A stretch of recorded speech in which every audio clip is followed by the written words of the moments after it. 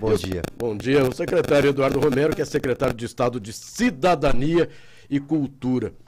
É possível falar em cidadania e deixar de fora a cultura ou vice-versa, ou elas precisam realmente caminhar juntos aqui no estado de Mato Grosso do Sul para contemplar a população? Bom dia, Marquinhos. Bom dia, Carmen. Bom dia, Benhur. Bom dia, Madureira, Abner. Bom dia, Ramon, que também fez aí os contatos com a gente para estar aqui, e a todos os nossos ouvintes, né? Primeiro dizer da alegria de poder estar aqui, mais uma vez, né, nesse conceituado programa, falando da pasta e falando do desafio de política pública. Marquinhos, não é possível. Não existe cidadania sem cultura e não existe cultura sem cidadania, né? Eu costumo dizer que esses dois temas são os temas mais complexos. Eles estão na boca de quase todo mundo, mas eles significam muito mais do que palavras soltas, né? Cidadania não se resume a ter direitos e obrigações, e cultura não significa ter apenas uma identidade, mas é a soma de identidades, né? Então, quando a gente fala a cultura de um povo, a cultura de uma etnia, a cultura de uma nação, nós estamos falando, além daquilo que está visível, daquilo que está na formação de personalidade dessas pessoas, né? E quando a gente fala de cidadania, principalmente na política pública, nós estamos basicamente falando dos direitos de viver em sociedade, da possibilidade de ser quem você é dentro de uma sociedade.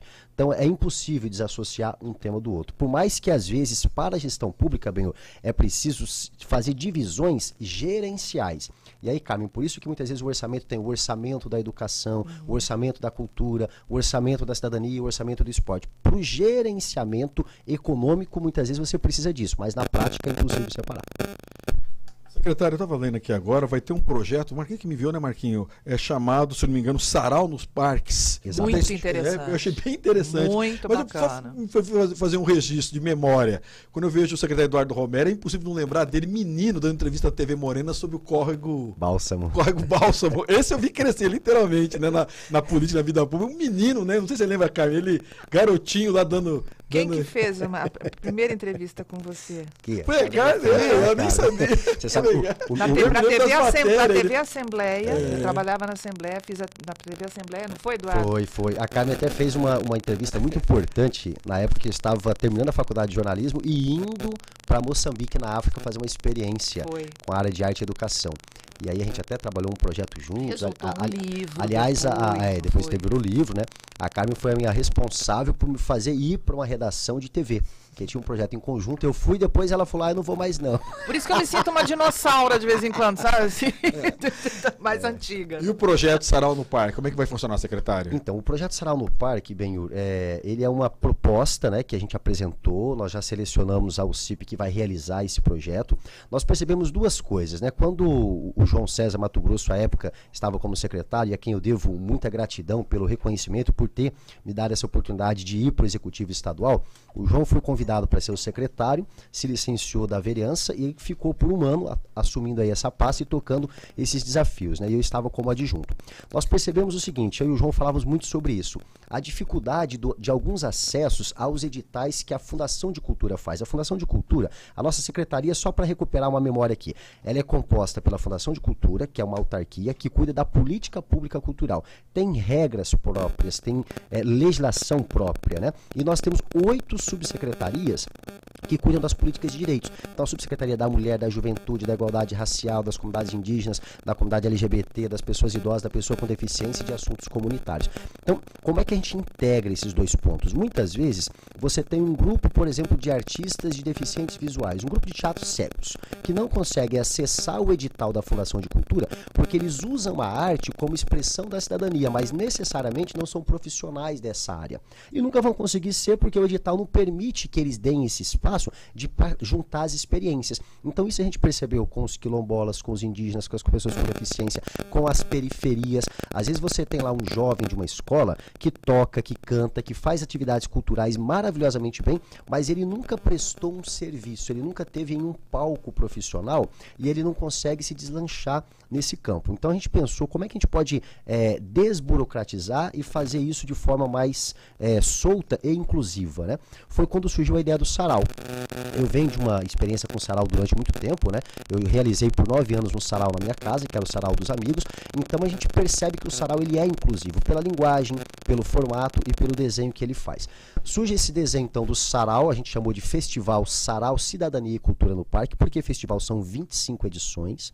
Sarau por quê? Porque é um encontro, Marquinhos, mais desburocratizado, não é um show.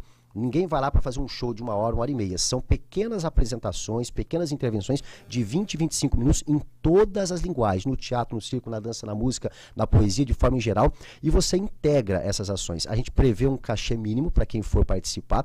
Então a regra é, faz uma inscrição no nosso site, essa inscrição por uma curadoria depois vai ser avaliada, cada sarau terão 16 atrações, né, com linguagens diversas, inclusive 2 vindas do interior.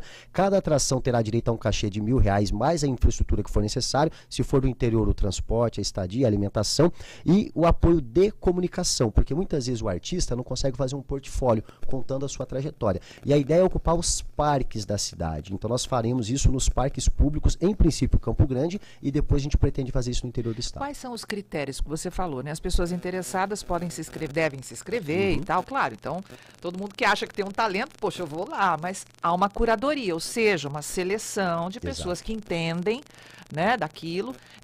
Quais são os critérios para essa seleção? Bom, primeiro a gente vai sempre fazer a diversificação das linguagens. Então, em uma edição do Sarau, a gente não vai ter, por exemplo, só música. Então, a gente vai ter a música, o teatro, a poesia, a literatura, né? A gente tem as atrações de palco e a gente tem as atrações que ficam fixas nos estandes, por exemplo, o estande da literatura, do audiovisual, da moda e do design, o estande da economia criativa. Eu faço artesanato, eu faço crochê, eu faço pão de mel, pode, você se cadastra e a gente vai selecionar 10 para cada edição ter direito a comercializar os seus produtos, né?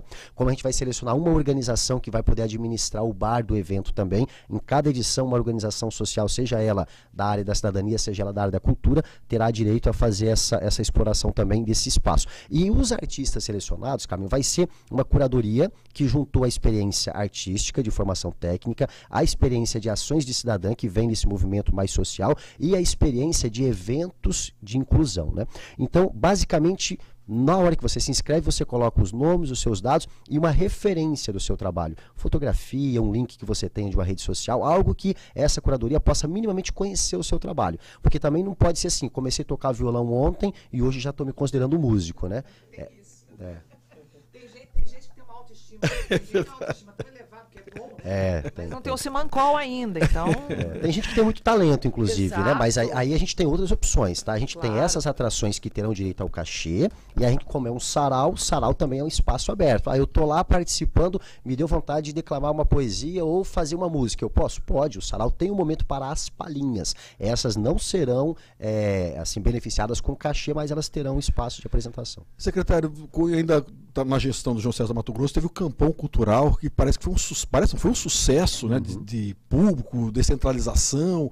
Agora eu pergunto, esse sarau no parque, como é que está a articulação com a Prefeitura de Campo Grande, já que estou imaginando que esses parques, sob a gestão da Prefeitura, ele sabe que em momento eleitoral, às vezes as relações se estremecem, mas o cidadão lá na ponta quer saber de resultado, enfim. Como é que está essa articulação com o secretário Max, que toca a cultura aqui no município? Está bem positiva, né? A gente tem separado a questão política eleitoral da política pública, né? Boa parte dos parques são parques estaduais, alguns deles com a gerência do município, tá? Mas, por exemplo, o Parque das Nações Indígenas é um dos parques que a gente pretende utilizar, o Ayrton Senna, né, que é o parque ali que fica na região do Aerorancho, o Jacques da Luz, que fica nas Moreninhas, o Sóter, o Segredo, esses parques maiores, né? Alguns com gestão do município, mas nós já fizemos a tratativa, inclusive formal, de pedir autorização, e a Sequitur é uma também colaboradora da realização. A gente tem separado essa situação da política eleitoral com a política pública, porque é como você falou, né, Benhur? A vida acontece na cidade e as pessoas precisam ter ocupações, espaços de cultura, lazer e outras opções. Para você que está ligando o rádio agora, nós estamos conversando com o secretário Eduardo Romero, ele que é secretário de Estado de Cidadania e Cultura. Nós também temos o prêmio Cidadania Sul-Mato-Grossense. Como é que funciona? Vocês, parece-me que abriram espaço para mais inscrições, não é? Se não me engano, encerra agora neste último dia do mês de junho, é isso mesmo? Como é que está funcionando esse prêmio? Bom, a gente, no Prêmio Cidadania Mato Grossense, o que é a proposta do prêmio, Marquinhos? O prêmio é o seguinte: aquelas organizações da sociedade civil que prestam serviços dentro das nossas políticas públicas. Então você pode ter, por exemplo, uma instituição de longa permanência, os antigos asilos, né? Que atua dentro da política pública da pessoa idosa, que é uma subsecretaria que a gente tem. Então, como exemplo, essa instituição ela pode se inscrever e concorrer ao prêmio de R$20 mil. Nós teremos para cada subsecretaria, para cada área de direito, 3 instituições que serão contempladas com esse prêmio, né?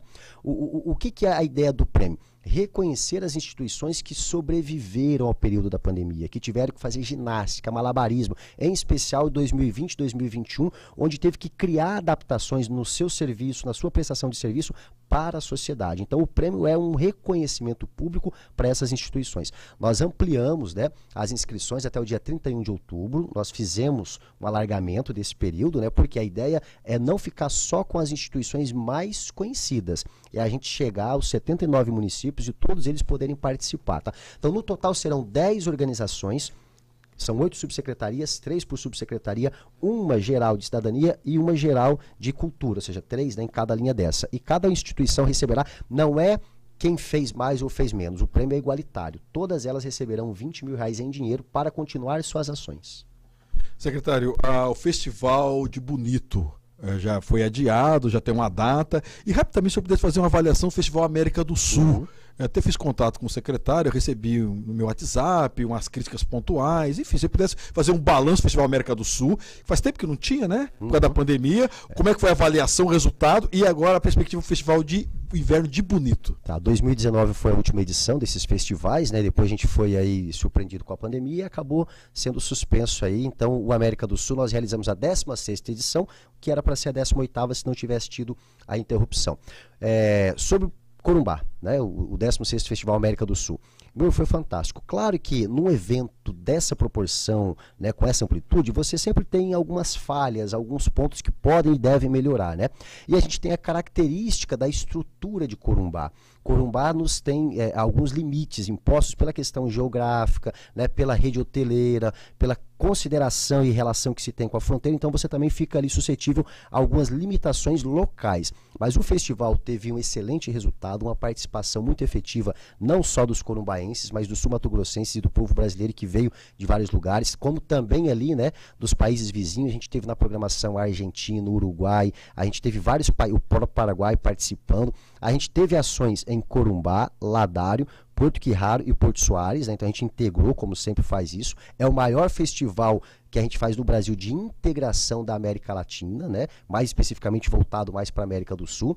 E ele se mostrou que as pessoas estavam esperando mesmo o retorno desse festival. Foi muito positivo e muito bacana. Sobre Bonito. Bonito, nós havíamos feito a primeira previsão para realizar no final de julho, por questões técnicas, de edital, de parte burocrática mesmo, documental, a gente acabou conversando com a cidade, com o Conselho de Cultura de Bonito, entendeu-se para que para a própria cidade era melhor que realizasse o festival em agosto, porque agosto no calendário de Bonito você quase não tem coisas acontecendo, e em julho você tem o advento das férias, muita gente já está na cidade, né? Então nós mudamos para o dia 25 a 29 de agosto, será a 21ª edição, tem um tema já definido que foi objeto de audiência pública, né? Que é um mergulho no imaginário, essa é a temática do Festival de Bonito, e nós já estamos aí com o edital para seleção da organização que realiza o festival, como também lançando aí os editais da própria secretaria para as atrações regionais. Eu queria saber, Romero, o seguinte, você acabou de falar, né, na primeira pergunta sobre o sarau, né, que vocês vão... pessoas que tiverem interesse, mandam aí link das suas redes sociais e tal. Hoje, a grande praça pública é a rede social. Exato. É por ali que a gente se mostra, é por ali que a gente conhece o mundo, que a gente troca informação. A cultura é muito rica. A gente tem muitas pessoas produzindo cultura, mas ao mesmo tempo dentro de casa ou no seu reduto.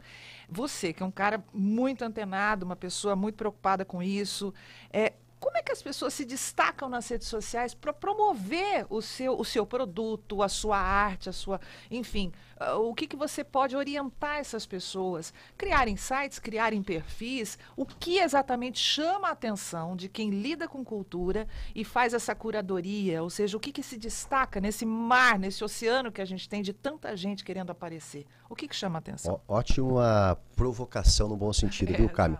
As redes sociais é um grande palco, né? E assim, a gente tem que entender que apesar de ser um grande palco, ela também precisa ser olhada como um grande palco, né? Nem tudo que a gente faz vai para as redes. Às vezes, para a classe artística cultural, um grande ponto de fragilidade são os seus portfólios, ou seja, o registro das atividades que você faz. com o advento das redes sociais, a gente pôde dinamizar isso, né? Ficar um pouco mais tranquilo. Então, a dica que eu daria para qualquer atividade artística cultural, qualquer produtor ou qualquer artista em si, é que faça bons registros das suas atividades, que elas não sejam só a cobertura de eventos. Participei do evento tal, estive no evento tal, toquei no barzinho tal. Não. Cria um conceito sobre isso, dizendo qual é o teu estilo, por exemplo, se for música, o que você toca, o que te inspira, né? Vai criando conteúdos que falem mais de você do que só mostrar o que você está fazendo, né? E aí é bacana porque é democrático, é gratuito, você pode fazer isso com bastante tranquilidade. Na Fundação de Cultura, a gente tem muitas orientações, por exemplo, vamos pegar os artesãos. Nós temos, quando solicitado pelos municípios, pelas associações, nós temos oficinas, inclusive, que preparam os artesãos, as artesãs, que geralmente são pessoas que estão mais à distância desses eventos, né? Para que eles possam, inclusive, produzir fotos para as redes sociais com seus produtos. E que eles possam, inclusive, entender esse mercado digital para poder oferecer aquilo que está sendo produzido, né? Então é fundamental que se tenha isso. Agora eu queria falar... Inclusive para outro lugar do mundo. A gente tem conseguido, no campo do artesanato, por exemplo, colocar artesanatos das nossas 8 etnias, Brasil inteiro, né? O Sebrae tem sido um grande parceiro, a gente tem sempre levado as nossas peças para as exposições nacionais e a gente tem conseguido garantir mercado em lojas como, por exemplo, a Toque Stock, que tem comprado, né, um certo acervo aí para poder fazer essa comercialização. Ou seja, tem qualidade, só precisa chegar nesses pontos, né? Agradecendo ao secretário de Estado de Cidadania e Cultura, Eduardo Romero, pela participação. Parabenizando, só registrar aqui o abraço do vereador Ronilson Guerreiro, também do Cegonha e do Dandan participando conosco. Pois a Nancy Neide também mandou, e o Fábio Gasal também mandando um abraço, falando que é muito competente o secretário. Eu e o Fábio, a gente sempre discorda, hoje nós tivemos um consenso. É bom, né? Secretário Eduardo Romero, muito obrigado, parabéns mais uma vez pelo trabalho.